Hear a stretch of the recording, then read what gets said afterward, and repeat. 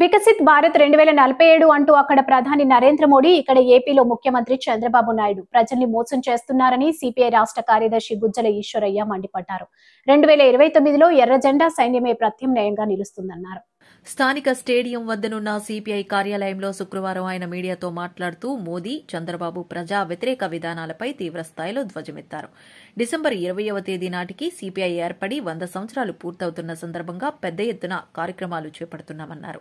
December 18న రైతాంగ సమస్యలపై విద్య, వైద్యాన్ని ప్రభుత్వం రంగంలోనే ఉంచాలని డిమాండ్ చేస్తూ డిసెంబర్ 18న రాష్ట్ర వ్యాప్తంగా నిరసన కార్యక్రమాలు జరుగుతున్నాయన్నారు. ప్రజల్ని, ప్రజా సంఘాల్ని కలుపుకుని సిపిఐని ప్రత్యామ్నాయ రాజకీయ శక్తిగా తీర్చిదిద్దడమే లక్ష్యంగా పనిచేస్తామన్నారు.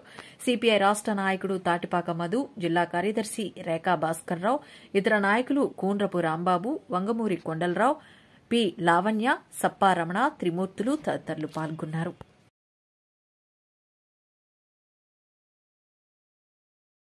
భారత కమ్యూనిస్టు పార్టీ సిపిఐ భారతదేశంలో ఆవిర్భవించి రేపు డిసెంబర్ 26కు 100 సంవత్సరాలు పూర్తి చేసుకుంటున్నటువంటి నేపథ్యంలో ఈ దేశ సామాజిక, ఆర్థిక, రాజకీయ, సాంస్కృతిక పునరుజ్జీవనోద్యమం పైన కమ్యూనిస్టు పార్టీ ఉద్యమం చాలా ప్రధానమైనటువంటి పాత్ర పోషించి సామాజిక హక్కుల సాధనలో, భారత రాజ్యాంగం ఇచ్చినటువంటి హక్కులు అమలు పరిచేటువంటి పోరాటంలో సిపిఐ ఈ దేశ ప్రజానికానికి విశేషమైనటువంటి త్యాగాలు, కృషిని చేసింది.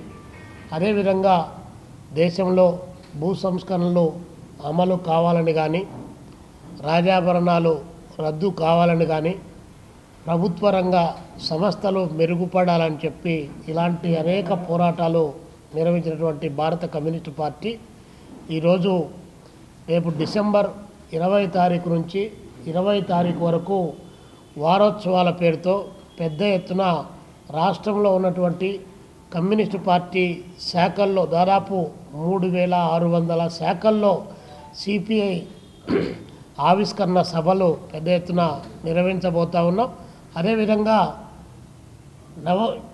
జనవరి 18వ తారీఖు ఖమ్మంలో చాలా పెద్ద ఎత్తున దేశవ్యాప్తంగా ఒక 5 లక్షల మంది జనాన్ని సమీకరణ చేసి ఒక నూతన రాజకీయ ప్రత్యామ్నాయ దిశగా భారత కమ్యూనిస్ట్ పార్టీ సిపిఐ పునర్వైభవాన్ని తీసుకునేటువంటి నేపథ్యంలో ఖమ్మంలో భారీ బహిరంగ సభను, అదేవిధంగా 1 లక్ష మంది యంగ్ అండ్ ఎనర్జెటిక్ యూత్తో జనసేవదళ కవాతును నిర్వహించబోతా ఉన్నాం.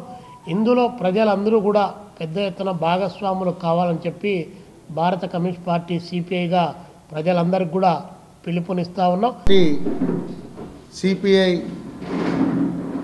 చండీగఢ్లో జరిగిన జాతీయ మహాసభ అనంతరం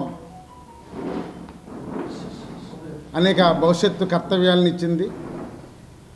ముఖ్యంగా పార్టీ భారత గడ్డ మీద 100 ఏళ్ల పండగ డిసెంబర్ 26తో 100 వసంతాలు పూర్తవుతున్నాయి.